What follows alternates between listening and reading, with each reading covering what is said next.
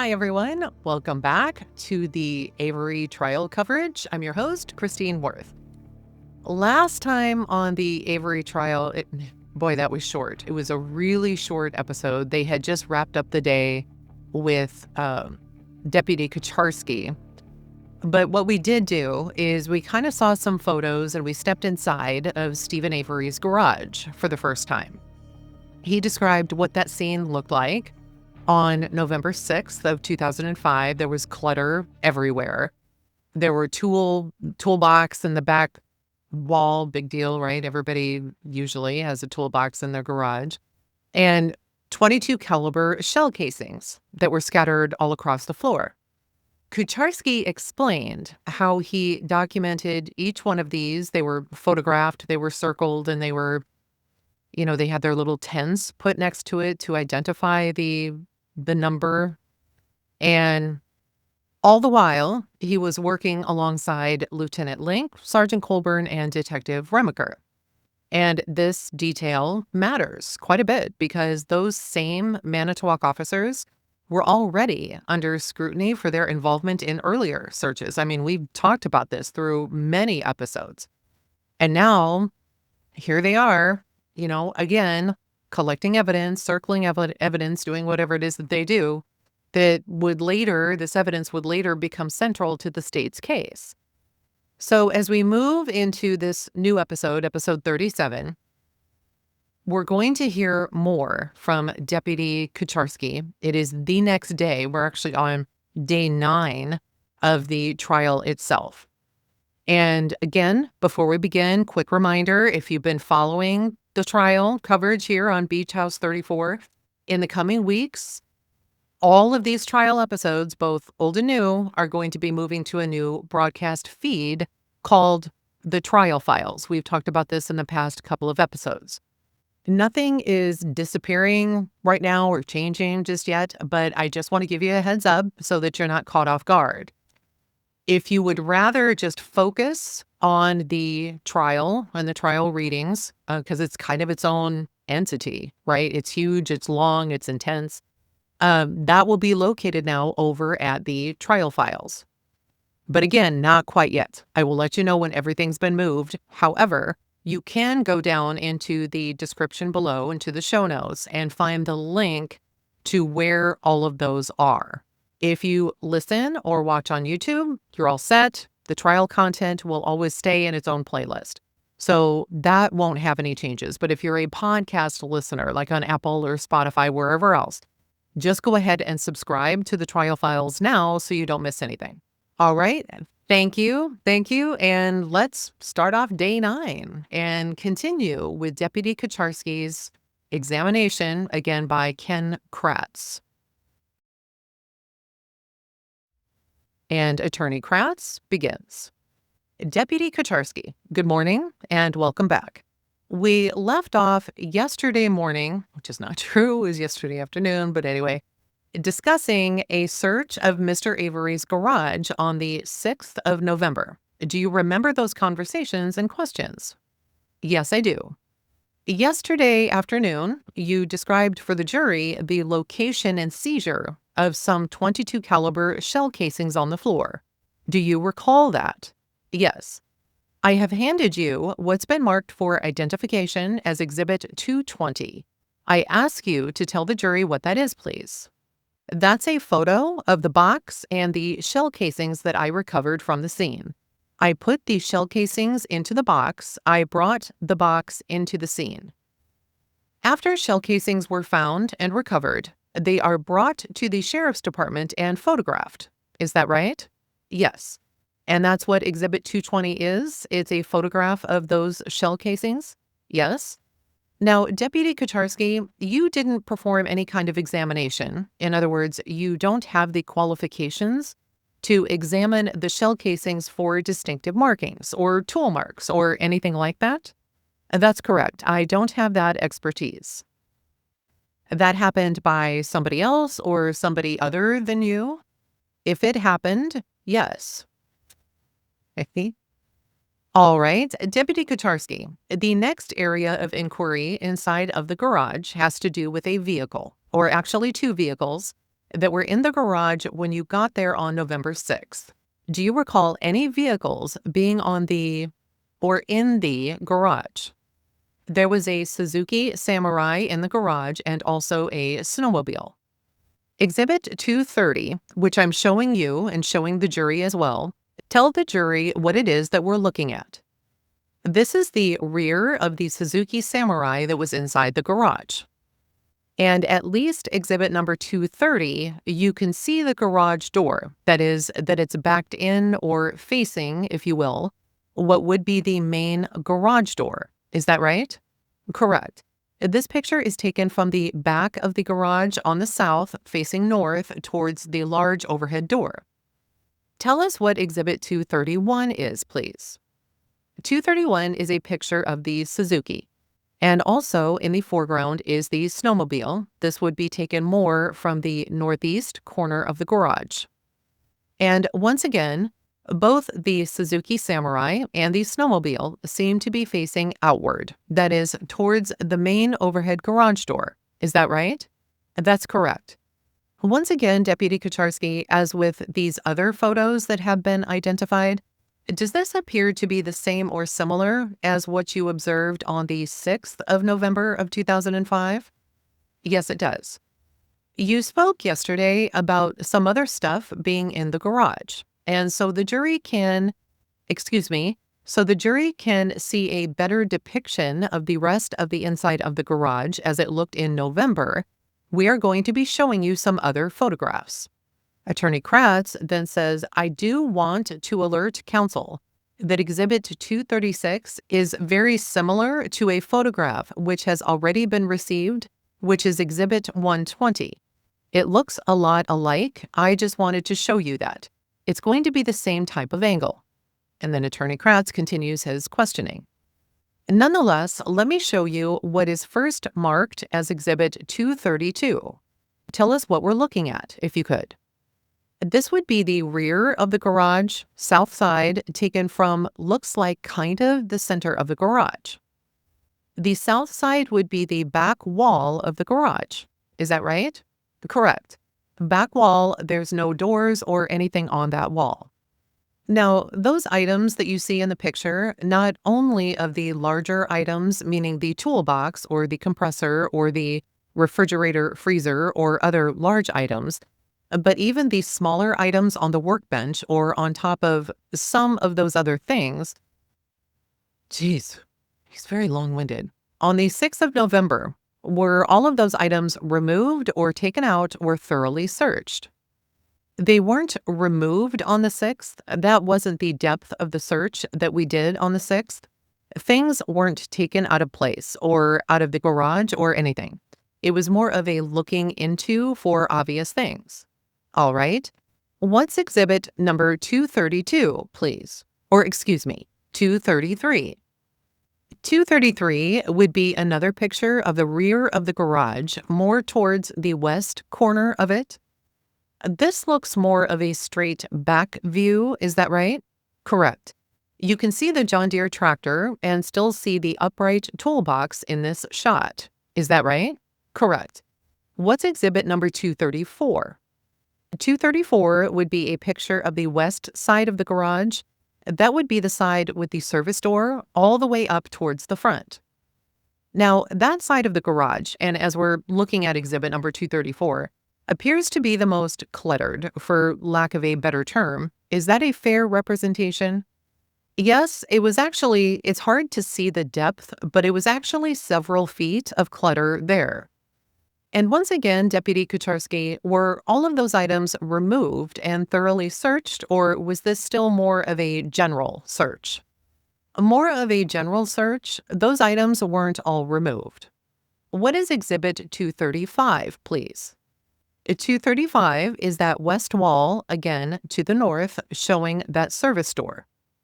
And what do you mean by service door? You have got the main overhead door for the garage, and then I would call it a service door, just a regular turn the knob and open the door of your garage. This would be ostensibly the front right corner of the garage. Is that right? Correct. Finally, again, at an angle very similar to exhibit number 120, but this is exhibit 236. Can you tell us what that is, please? This is the east side of the garage next to the Suzuki from the north facing the back of it. So we see the Suzuki facing us on the very right edge of this picture. You see the left wall, or what would be the east wall of the garage, and then the junk or stuff in between. Is that right? Correct. Now, Deputy Kucharski, the garage itself, we saw a picture yesterday of the interior of the garage, or I guess what could best be described as a picture from the threshold of the garage looking at the floor and looking at some other things that were inside. Do you recall that picture? Yes. Did you also have occasion to take a look at, and in fact, photograph some of the floor, some of the concrete floor of the garage? Yes, as we entered the garage, the first things we saw were the shell casings. And we also immediately found, in that same general area, we found reddish-brown stains on the concrete that we believed to be possibly blood. All right. Before we get into what you thought was blood and the collection of those items, first, just want you to describe the floor. The floor was a concrete floor, dirty with normal garage materials on it that you would think, miscellaneous fluid stains on it, scrape marks from the snowmobile being pulled in and out.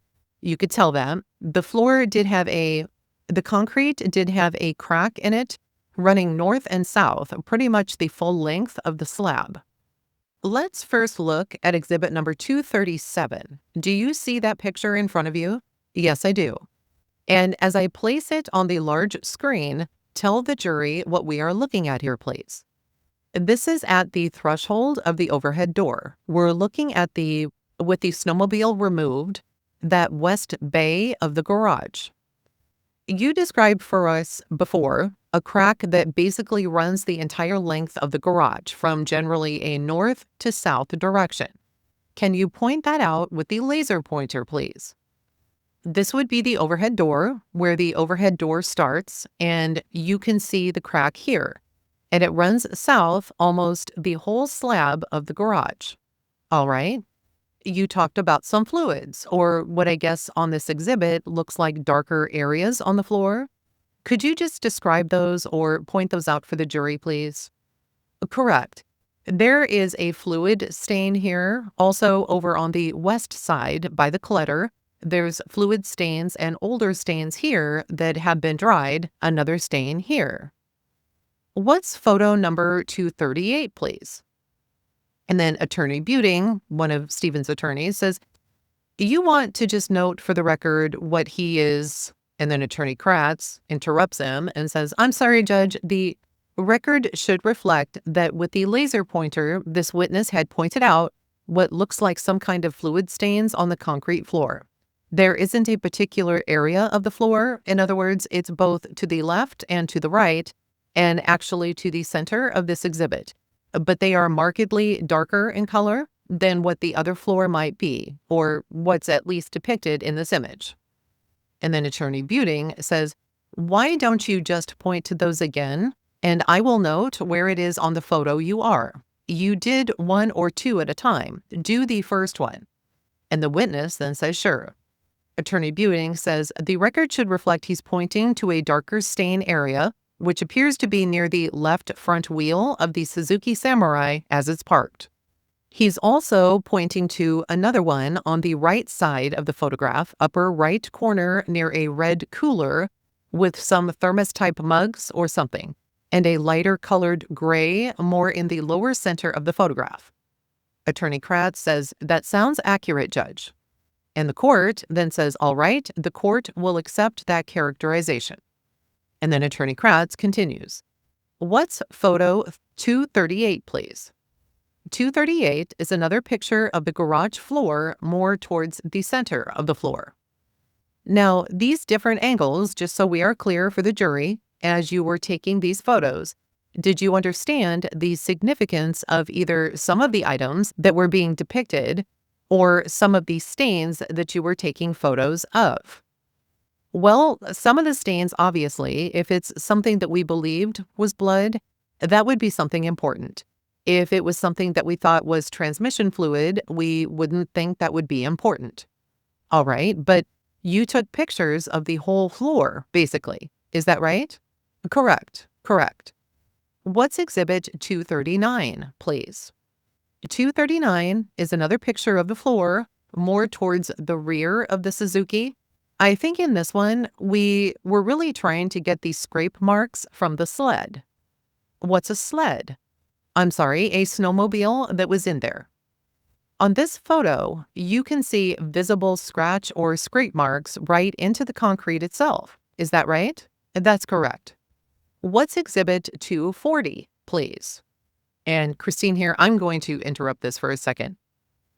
This testimony obviously has a lot of exhibits. If you want to see these exhibits and you're just listening through a podcast, you can actually go to the Beach House 34 channel on YouTube and see the exhibits in video form. So just a quick side there. So let's continue.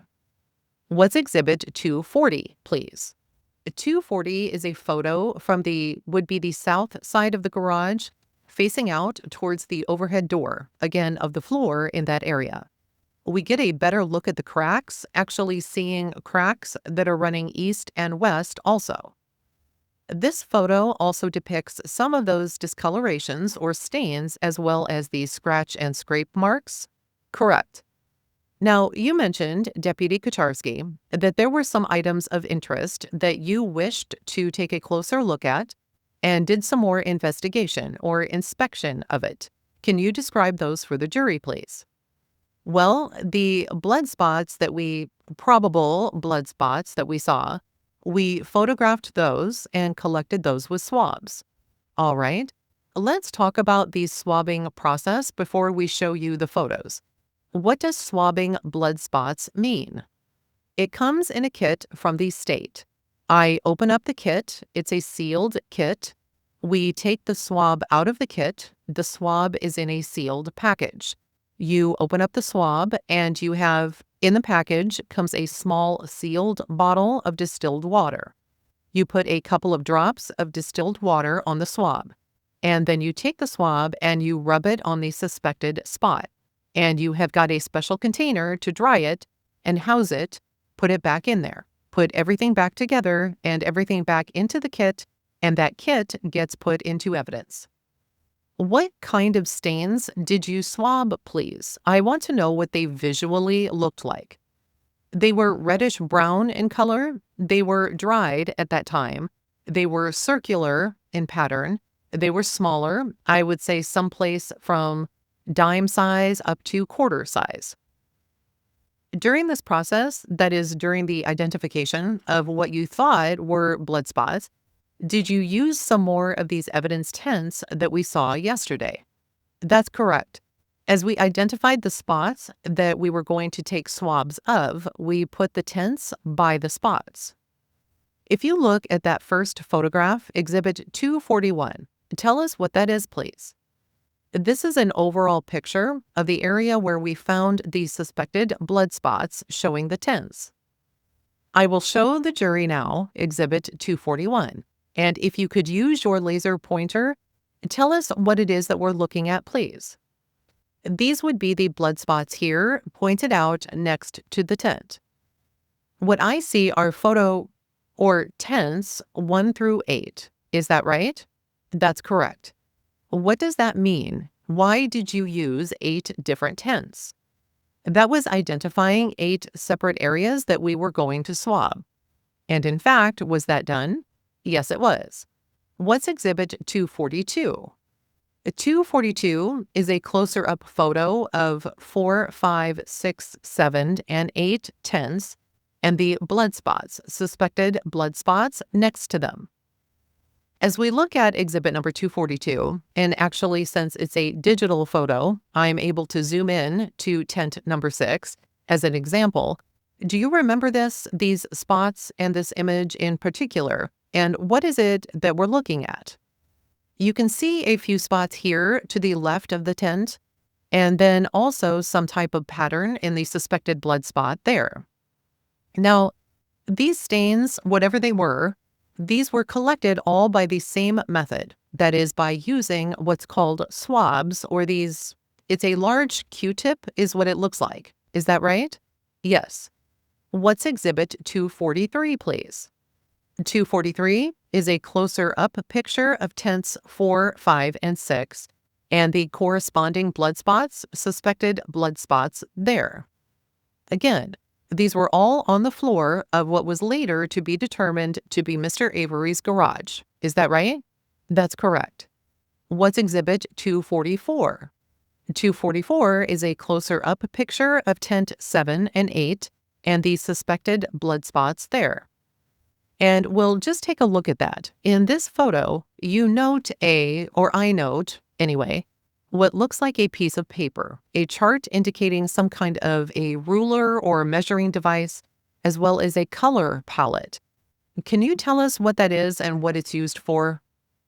That's something that we brought into the scene, and that's a scale, basically something that if that was going to be attempted to be processed, that transfer there, that pattern, would have been processed.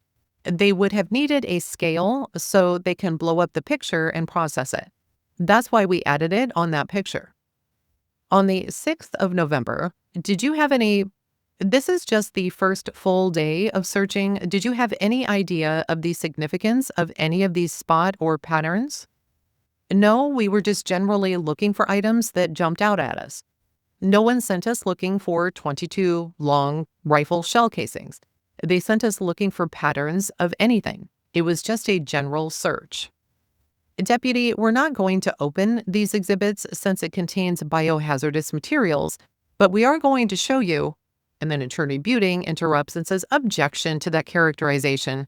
I don't believe one of these is, first of all, assumes facts, not an evidence, as to whether there is any biohazard on any of these items, but certainly not all of them. And the court says, the objection is sustained. We'll do it item by item. Attorney Kratz says, all right, we have Mr. Wiegert here to assist. I'm asking that Exhibits 252, I think it's through 261, be showed to Your Honor. Investigator Wiegert asks, 252 through 261? Attorney Kratz then says, I think so. The swabs, if that's what they are. All right, Mr. Wiegert, please, if Mr. Buting can see those before you show them. Investigator Wiegert says, sure. And Attorney Kratz then continues. While they're looking at the exhibits, if I can ask you just a couple of procedural questions. After obtaining samples of these swabs or any kind of evidence, can you tell the jury what happens to that after you are done with it? Well, immediately after it's sealed, it's put in a package. It's sealed. We close up packages with evidence tape. It's a tamper resistance tape. What it is a very thin tape. If you try and open it, it tears very quickly. So you can tell it's been tampered with. We initialed the tape, so we knew that someone didn't pull the tape off and put a new piece on. It's our initials on it. And depending on what the circumstances are, they stay in your possession until we enter them into the evidence storage at the Sheriff's Department. Mr. Kucharski, Mr. Buting has been kind enough to allow me to refer to these as a group of exhibits. We will show you now what are Exhibits 252 through 261. Can you identify those? Yes, these are the packages that we put the swabs in for the suspected blood that we collected in Stephen Avery's garage. And you identify, or can you identify those packages themselves? The evidence tags I filled out myself. It has been opened. It looks like by the state crime lab. Let me just stop you. That's my next question. You don't actually analyze the material, or you don't do any kind of forensic analysis on these things. You just collect them. Is that right? Correct. Once we collect them, then that's all our expertise is in, collecting them. Exhibit 252, however, through 261, appears to not only all bear your initials and evidence tape, but what you believe are those 10 separate swabs that were taken from Mr. Avery's floor? Yes. Garage floor, is that right? Yes. All right. Attorney Kratz then says, "You can put them back. Thank you." And then he continues. "Yesterday, Deputy Kucharski," Attorney Kratz then interrupts himself and says, "If you could stay up there, Mr. Wiegert, I would appreciate it." And then he continues. "Yesterday, you saw a exhibit. It was 228, an exhibit of some hanging wires. We're showing that to you now. Do you remember that?" "Yes, I do." "You also saw a second exhibit. What we now have come to know are evidence photos. This is exhibit number 229. Do you recognize that?" "Yes, I do." "All right. Mr. Wiegert is going to hand you an exhibit which is identified as number 249.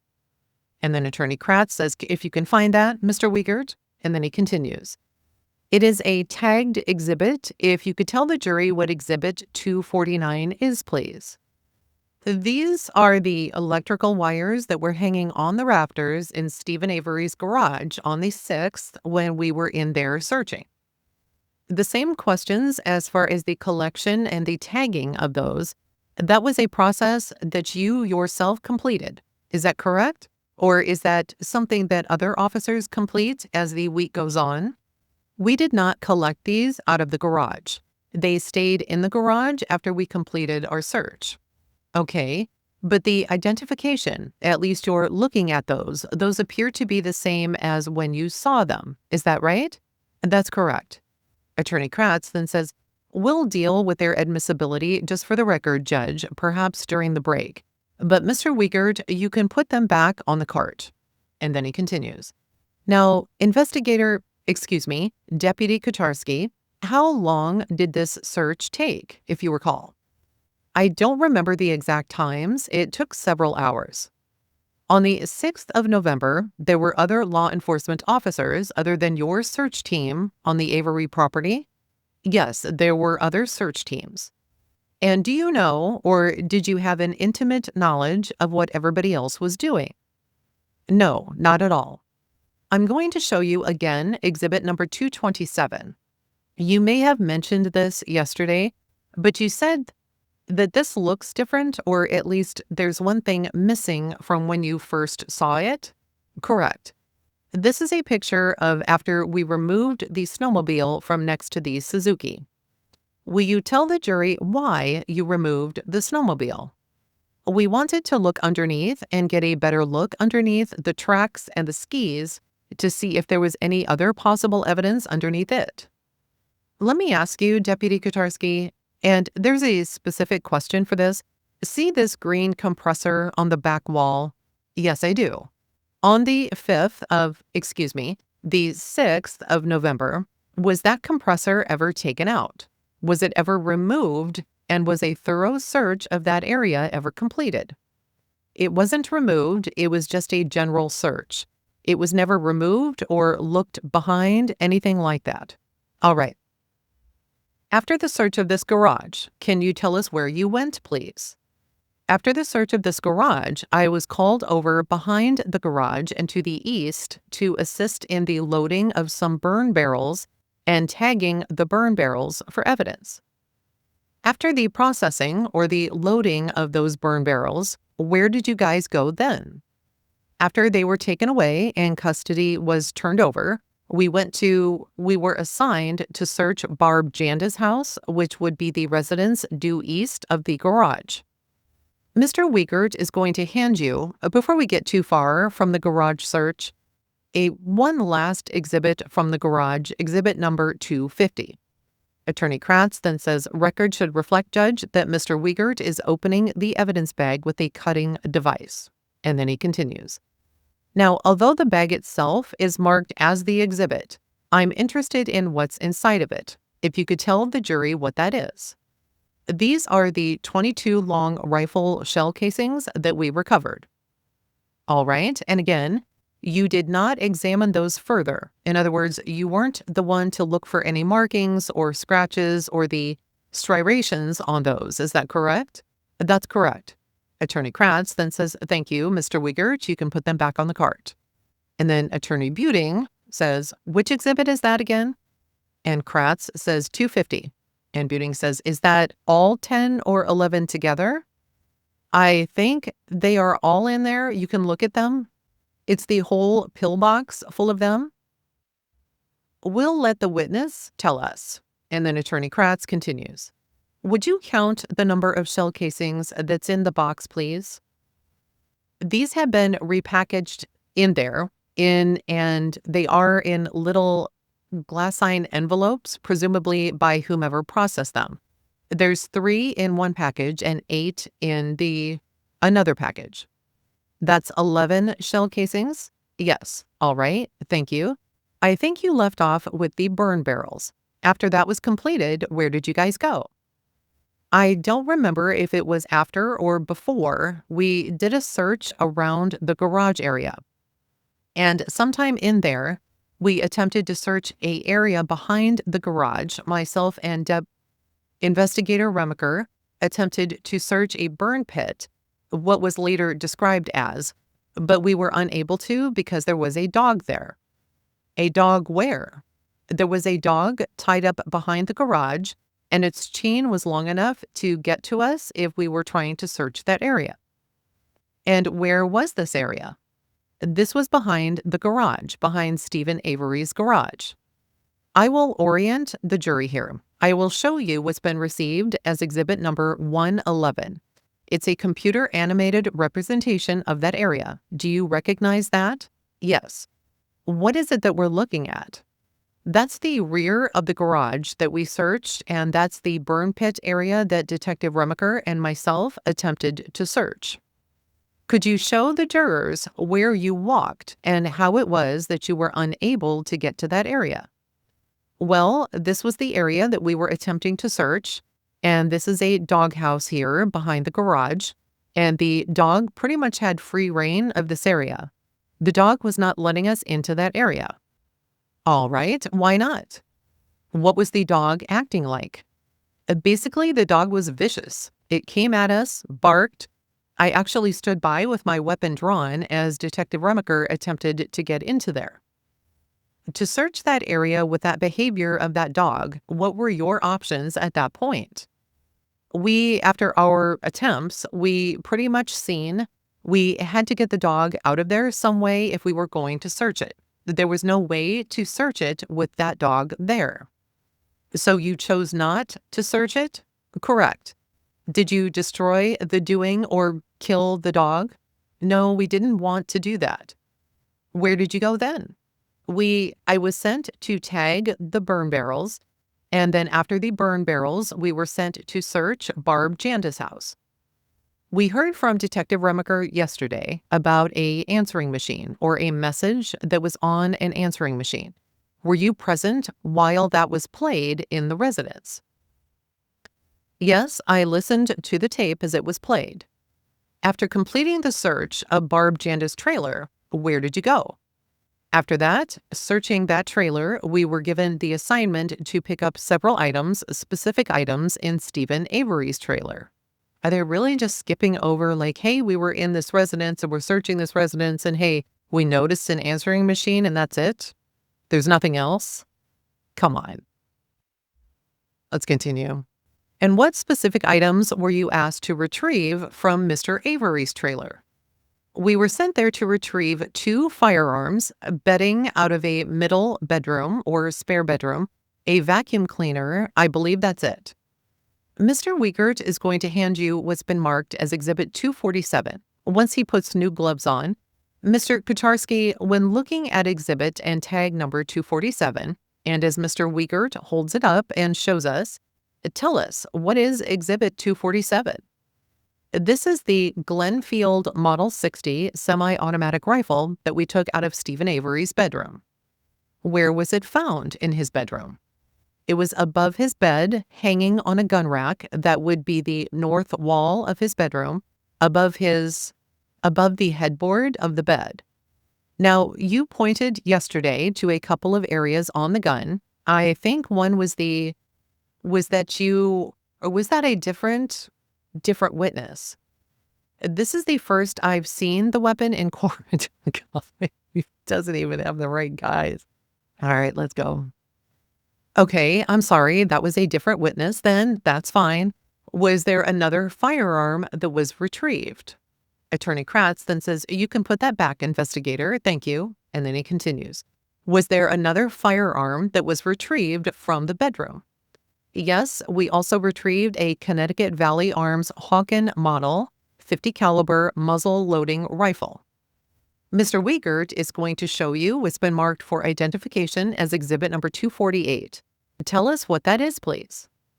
That is the rifle that we took out of Stephen Avery's bedroom. Again, it was in the rifle rack above the bed. Also noted in my report, the masking tape with the handwritten name on it of Steve. That was on the weapon when we found it. And the masking tape with the name Steve, Steve, is that right? That's correct. And that you left on. And do you recall that being on that weapon when you first observed it in the bedroom? Is that right? That's correct. Attorney Kratz then says, "You can put it back, investigator." And then he continues.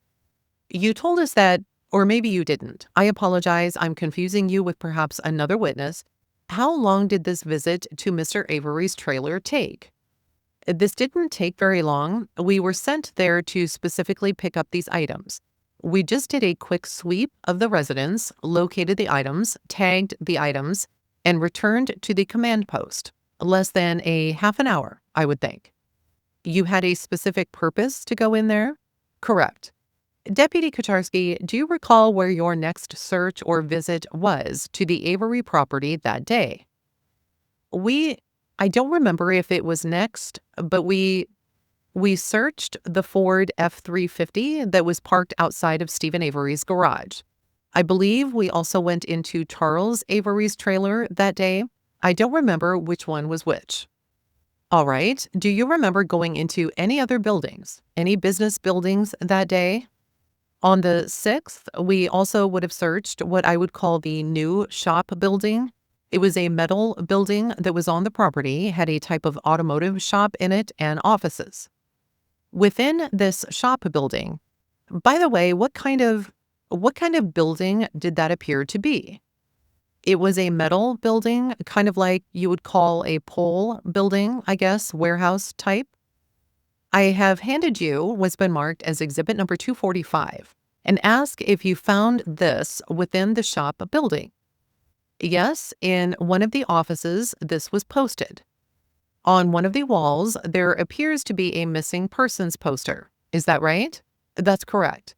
Appears to be Ms. Halbach's missing persons poster? That is correct. Deputy Kucharski, after the seizure of all of these items and after the packaging and whatever processing that you might have done, what were your duties later that day?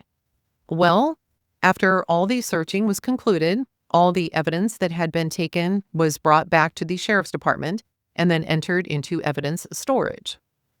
Now, we have heard a little bit about that process, but just generally, what does putting something into evidence storage entail? Normally, we have a evidence room in the basement that we, as in the road deputies or whomever collects the evidence, puts the evidence into a locker. We take the key out of that locker and we place it into a drop box. That's the only key for that locker that I know of. It goes into the drop box, and then when the evidence custodian has time to enter that into his storage in the evidence room, actual evidence room, he has the key to open the drop box. He takes the key for our locker, takes the evidence out of there, and enters it into storage. For this case, though, it was so many things we were putting into evidence, we had too many things for our locker. So the actual evidence custodian was there, and he was taking things, a lot of the things, directly into his evidence storage. The next day, Deputy Kucharski, that would be on Monday, the 7th of November. Were you asked to return to the property? Yes, I was. And were you assigned a specific search team on that day? No, on the 7th, I worked alone. Okay. Do you remember what you did on the 7th? I was sent to specifically pick up a few items. I remember a rifle out of Charles Avery's residence. I took some more weapons out of a vehicle that was parked near the new shop building. The next day, on the 8th, Tuesday, the 8th of November, did you return to the Avery salvage property? Yes, I did. And on that date, were you assigned a search team? Yes, on that date, I was searching with Lieutenant Lenk and Sergeant Colborn. Do you remember where the three of you went to search that day? We searched several places, including we were sent to Stephen Avery's trailer to do a thorough search. During that thorough search, did you have occasion to search the bedroom of Mr. Avery's trailer? Yes, we did. And we have heard about a lot of that search, but I'm specifically going to direct your attention to the key and the finding of the key in that bedroom. Do you recall how that occurred? Yes, I do. Why don't you tell the jury how that occurred, please? We were concluding the search in the bedroom. We, as Lieutenant Lenk, Sergeant Colborn, and I was mostly doing the photographing and logging in and packaging of evidence. However, I did search the nightstand. I was sitting on the bed and the nightstand was right there. So when I had time between my duties, I would search the nightstand. We were just wrapping up the search and Lieutenant Lenk left the room to get some more boxes for some of the things that we were taking into evidence. Sergeant Colborn was finishing up his search of an area on the east wall next to the bookcase, and I was sitting on the bed near the nightstand. Lieutenant Lenk came back into the room, stopped at the doorway, pointed at the floor just a couple of feet away from where my feet were sitting on the floor, and he said there was a key there. I'm going to show you, just as you described this, exhibit number 210. Ask if this image looks familiar to you. That's the key. That's where the key was sitting when we found it. How far was this key away from you as you were sitting on the bed? Just a couple of feet. Had you seen that key either before Lieutenant Lenk left the room or at any time actually prior to Lieutenant Lenk's return? No, I did not. Now, when Lieutenant Lenk said, "There's a key," where was he standing when he said that? He was standing in the doorway. Had he gotten to that area yet when he said that? No. I'm just going to ask you, Deputy Kucharski, were you surprised to see that on the floor? Yes. What happened after you saw that key on the floor? Lieutenant Lenk pointed out the key. We all looked at it. We all decided it was a Toyota emblem on it. Stopped all searching. I had everybody stop the searching. Immediately took a photograph of it. I had taken my gloves off to finish up my tough to write and take pictures with the rubber gloves on. So I had taken the gloves off, so I put on a fresh pair of gloves. I took out a new evidence bag out of the, let me just stop you. A fresh pair of gloves, does that mean that it had touched any other pieces of evidence in that room? No, it did not. It came directly out of the package. All right. So you put fresh gloves on. What did you do then? I took a new evidence bag out of the stack of bags, picked up the key with my gloved hand, put it into the new evidence bag, and then I contacted the command post. Deputy Kucharski, the jury has already seen the actual key itself, but I'm going to show you something that's been marked as Exhibit 219. Can you tell us what that is, please? That's the key that we found on the 8th. A photograph, isn't it? Sorry, that's a photograph of the key. Okay. And as you look at number 219, so we don't have to pass the key itself around, is that one of those evidence pictures that's taken after it's received? Correct. You said that you had contacted members of the command post. Do you recall who came to that location? A Special Investigator Fassbender and Investigator Wiegert came to the Avery trailer. I showed them the key. They said that they would be sending a special agent back to take custody of the key. All right. The next photo that I'm going to show you, Deputy Kucharski, is photograph number 246. I want you to tell us what that is, please. This is a photo of some of the ammunition that we took out of Stephen Avery's bedroom. And now that the jury can see Exhibit 246, does it say on the box of ammunition what caliber of ammunition that is? Yes, it does. It's .22 long rifle ammunition. And just, you said, I think that you are familiar with firearms. Is that right? Yes, I am. Attorney Kratz then says, "Excuse me, just one moment, Judge." And then he continues. "Is this the kind of bullet that would fit into the .22 caliber rifle that you previously identified as Exhibit 247? Yes, it is." After completing the search of the Avery bedroom, was the rest of the trailer thoroughly searched as well? Yes, we searched the rest of the trailer thoroughly, and then we also assigned to specifically take into evidence some of the computer and computer storage devices. All right. Deputy Kucharski, I'm going to ask you, based upon your positioning a couple of feet away from that key, did you believe that either Lieutenant Lenk or Sergeant Colborn had an opportunity out of your eyesight to place, or what's called plant, that key there? No, they did not. How can you be so sure? Well, first of all, they would have had to have the key. I think the only person that would have had the key would be the person that killed Teresa. Oh, God, seriously. Attorney Buting says, "Objection, speculation." The court says, "Sustained." Attorney Buting says, "Move to strike." The court says, "Court will order the answer stricken."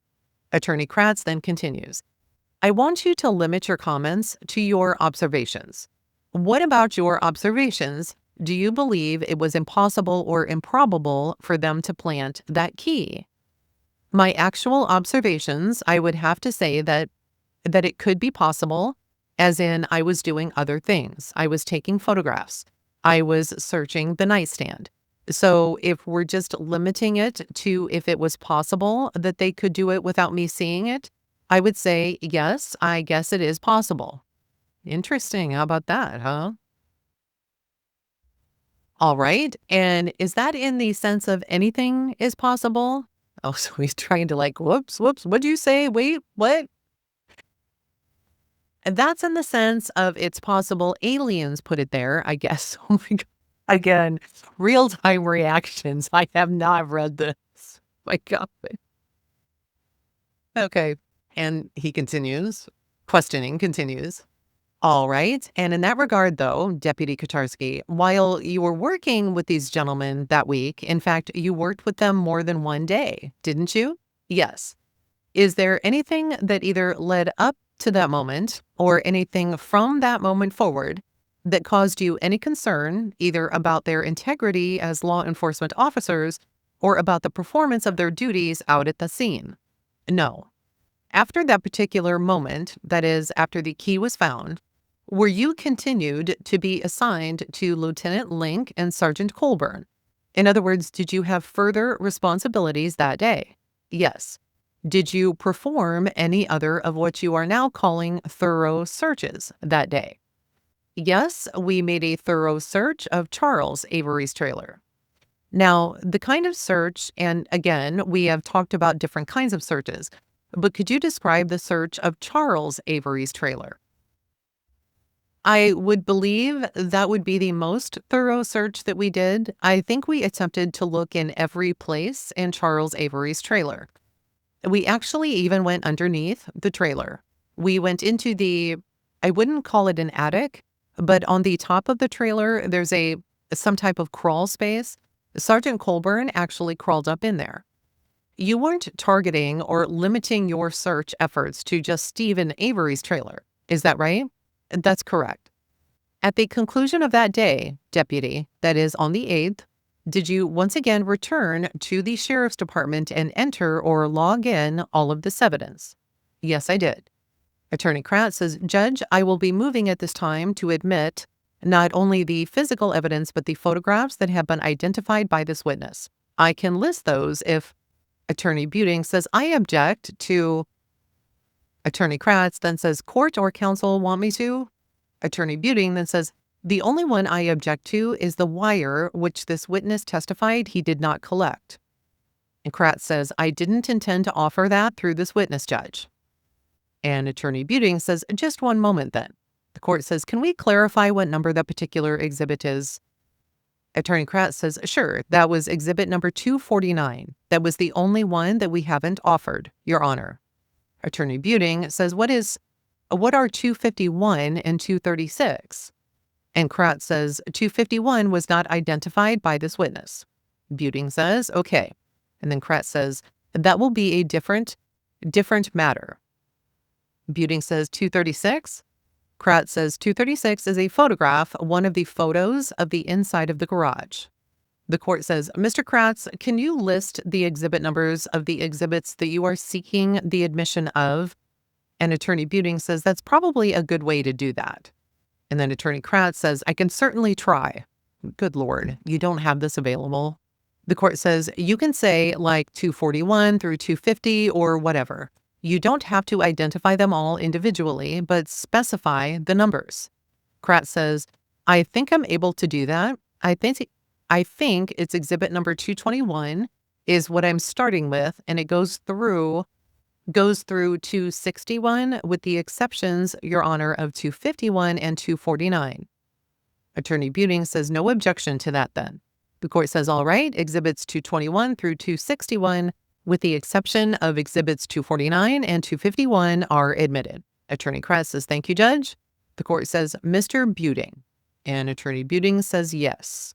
And at this point, the cross-examination of Kucharski is going to begin. But this has gone quite long, as we thought it might, right?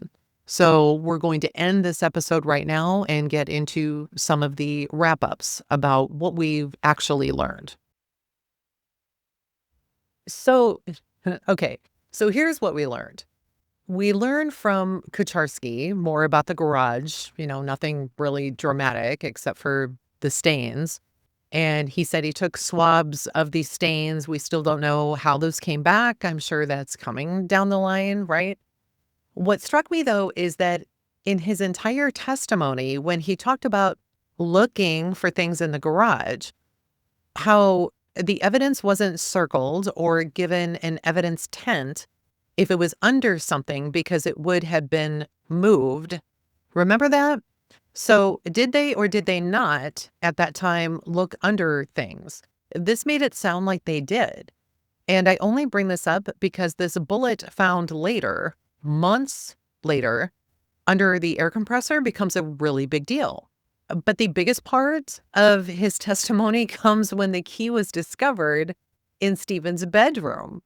He was one of 3 guys in the room when that key appeared. And shockingly, he actually said it could have been planted without him noticing it.